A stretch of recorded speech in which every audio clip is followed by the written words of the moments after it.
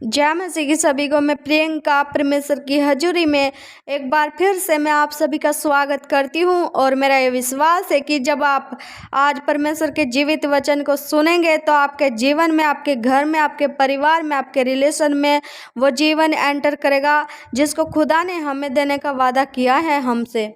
सो प्रियो, आज का हमारा विषय है कि एक विश्वास के जीवन में, एक मसीह लाइफ में आत्मिक आँखों का खुलना कितना जरूरी है। हम वचन से ही देखेंगे। दूसरा राजा उसका 6 अध्याय और उसका 15 से 17 तक। भोर को परमेश्वर के भक्त का टहलुआ उठा और निकलकर क्या देखता है कि घोड़ों और रथों समेत एक दल नगर को घेरे हुए पड़ा है। और उसके सेवक ने उससे कहा, हाय मेरे स्वामी, हम क्या करें? उसने कहा, मत डर, क्योंकि जो हमारी ओर है वह उनसे अधिक है जो उनकी ओर है। तब एलीशा ने यह प्रार्थना की, हे यहोवा, इसकी आंखें खोल दे कि यह देख सके। तब यहोवा ने सेवक की आंखें खोल दी और जब वह देख सका तब क्या देखा कि एलीशा के चारों ओर का पहाड़ अग्निमय घोड़ों और रथों से भरा हुआ है।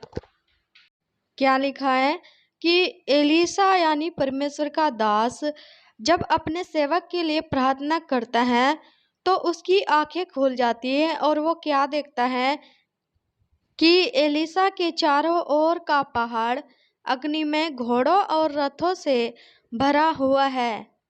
प्रियो, जब एलीशा ने यहोवा से अपने सेवक के लिए प्रार्थना की तो उसकी कौन सी आंखें खुल जाती हैं कि वो उस डर को ना देखकर, उस भय को, उस सेना को ना देखकर, बल्कि परमेश्वर के स्वर्गदूतों को देख पाता है।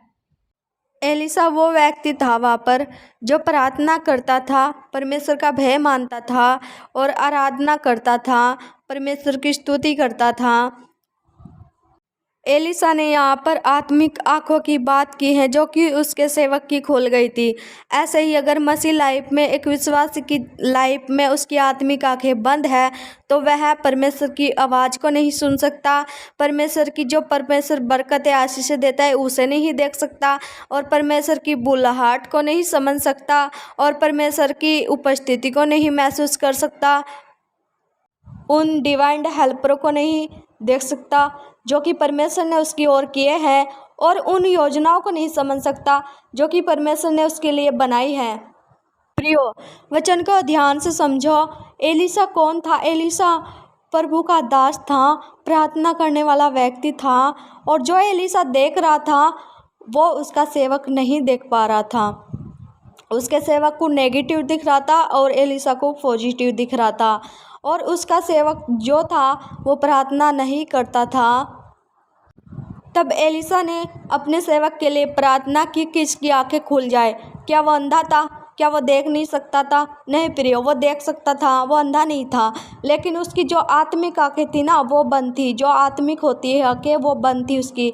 जो एलीशा देख पा रहा था वो उसका सेवक नहीं देख पा रहा था।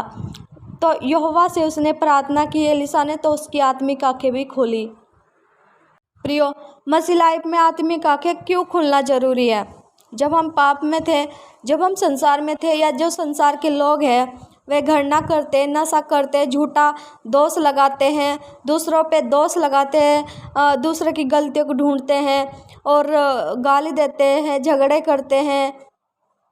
तो क्यों करते हैं वे सब? ये क्यों मूर्ति पूजा करते हैं? क्यों जिंदा खुदा को ना मानकर बल्कि उन झूठी मूर्तियों को मानते हैं? क्योंकि उनकी आत्मिक आंखें बंद है। और हम भी क्यों इतने दिन तक पाप में जी रहे थे? क्यों हम पहले से नहीं जान पाए खुदा को, जिंदा खुदा को जिसने हमारे पापों को क्षमा कर दिया? क्यों हम अलग अलग तरीके के देवी देवताओं को पूजते थे? क्यों हम इधर उधर भटकते थे, कहीं कहीं जाते थे, कभी इस मंदिर कभी उस मंदिर? क्यों ऐसा करते थे हम? क्योंकि हमारी आत्मिक आंखें बंद थी। लेकिन जब हम पर खुदा का अनुग्रह हुआ और हमने जाना कि यीशु मसीह के अलावा कोई परमेश्वर खुदा नहीं है। प्रियो, अगर आज आप मसीह लाइफ में हो, परमेश्वर को जानते हो, लेकिन आज भी अगर आपकी आत्मिक आंखें नहीं खुली हैं, तो आप में और संसार के लोगों में कोई फ़र्क नहीं है। क्योंकि जब आप संसार में थे तब आपकी आत्मिक आंखें ना खुलने की वजह से आप पाप में थे, और जब आप मसीह लाइफ में आ चुके हो, अगर आज भी आपकी आत्मिक आंखें नहीं खुली है तो आप खतरे में हो। आत्मिक आंखों का खुलना एक मसीह लाइफ में बहुत ज़रूरी है। यह नहीं कि आत्मिक आंखें किसी पास्टर की खुलेगी, किसी प्रोफेट की खुलेगी, किसी अभिषेक दास की खुलेगी। देखिए, एलिशा ने जब प्रार्थना की तो उसके नॉर्मल से दास की आंखें खुली, जो कि प्रार्थना भी नहीं करता था, और एलिशा था जो वो दास था परमेश्वर का। और जब एलिशा के सेवक की आत्मिक आंखें खुली तो उसे नेगेटिव ना दिखकर बल्कि परमेश्वर के स्वर्गदूत दिखने लगे, जो कि उसकी रक्षा करने के लिए खड़े थे। हालेलुया। तो अगर हमारी आत्मिक आंखें खुली हैं तो ही हम परमेश्वर की आवाज़ सुन सकते हैं, तो ही हम उन्हें उन डिवाइन हेल्परों को अपनी ओर आता देख सकते हैं, जो कि परमेश्वर ने हमारी ओर भेजे, हमारी रक्षा के लिए भेजे, हमारी सहायता के लिए भेजे हैं।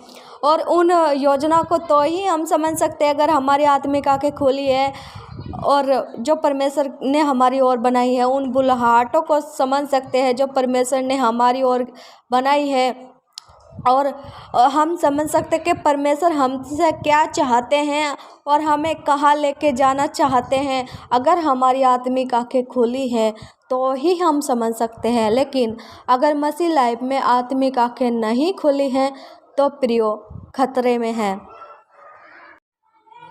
क्योंकि अगर मसीह में आने के बाद भी आत्मिक आंखें बंद है तो फिर संसारिक लोग और हम में क्या फ़र्क रह गया, क्योंकि वे भी वही देख पाते हैं और हम भी वही देख रहे हैं। कोई फ़र्क नहीं रहा।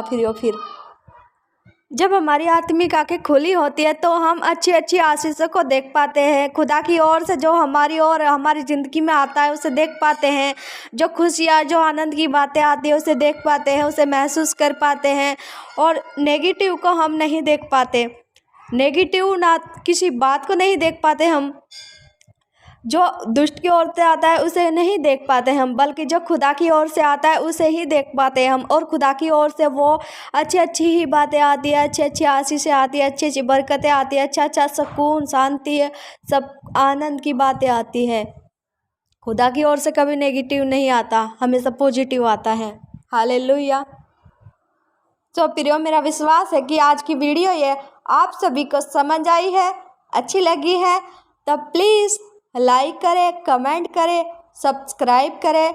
और अगर आप चाहते हैं कि मैं वीडियो बनाऊं कि आत्मिक आंखें कैसे खुलेगी, आपकी हमारी आत्मिक आंखें कैसे खुलती हैं, तो अगर आप चाहते हैं कि मैं इस विषय को लेकर इस टॉपिक पर वीडियो बनाऊं तो प्लीज़ मुझे कमेंट में बताएं।